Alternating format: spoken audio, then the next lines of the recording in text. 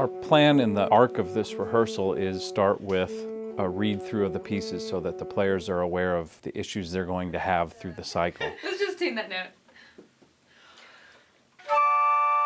And then we slowly start breaking it down in smaller and smaller increments down to really small details.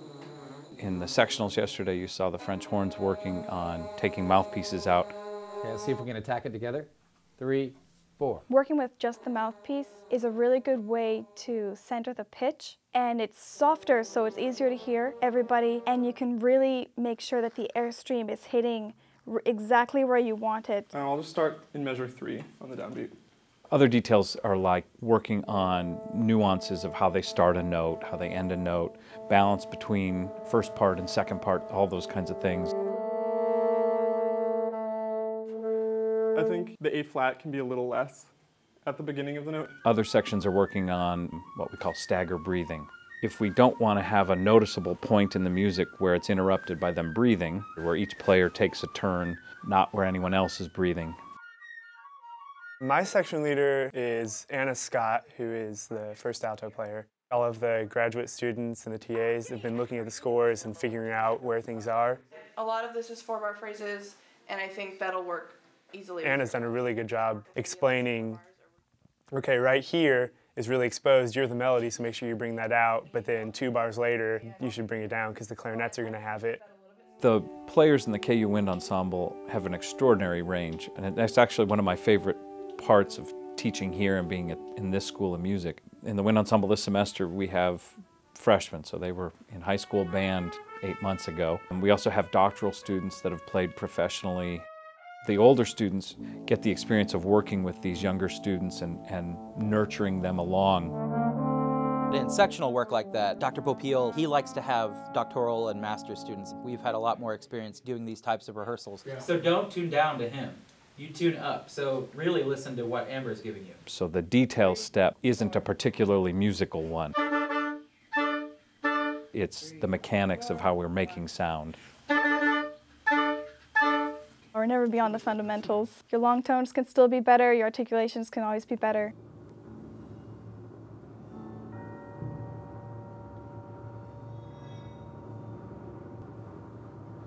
Good.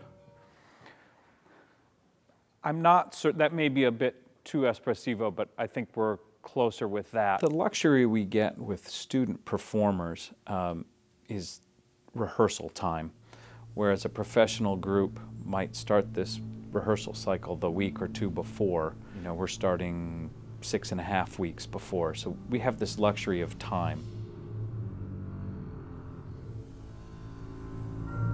Mohammed's piece, for example, some of the demands of that piece, a professional ensemble's going to shy away from it.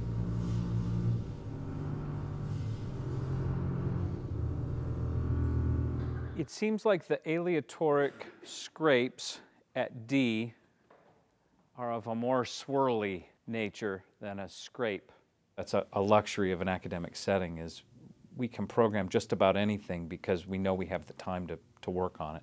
It's excellent work, excellent work. It's haunting music. It's so still and so sparse. I'm looking for the suspended cymbal and the tam-tam to grow a little more quickly. And the last 5 bars, please, last 5. With that kind of start-stop rehearsal, we're just really working through sections.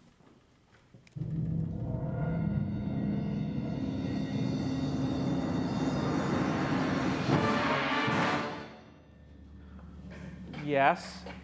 I like that. Can it continue to grow a bit more? In rehearsals like that, you're trying as best as you can to make everything fit together. Same spot. Directors will find problems quickly, and the quicker you can get rid of a problem, the better.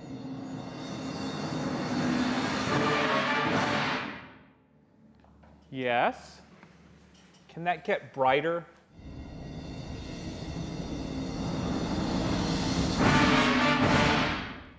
Yes. Coming along. By the time the cycle is over, you have a real intimate connection with the music. Mohammed comes on February 20th. I'd like the ensemble to have the musical decisions made. They may not be perfected yet, but I'd like to have the bulk of that work done so that Mohammed still has a chance to react to it and redirect if necessary. I still am having a lot of trouble with the orchestration of the clarinets and saxophones.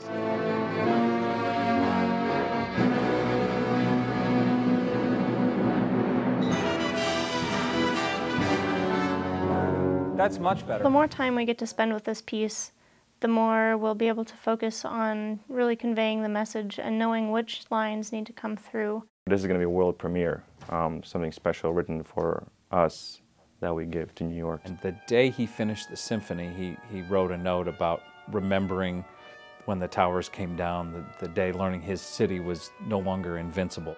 It reminds me how human and how personal the whole thing is, not just to Mohammed and to me, but to everyone that went through that, and to think about performing that in New York is a daunting task. But I like to remind myself, above all else, that's what this is about.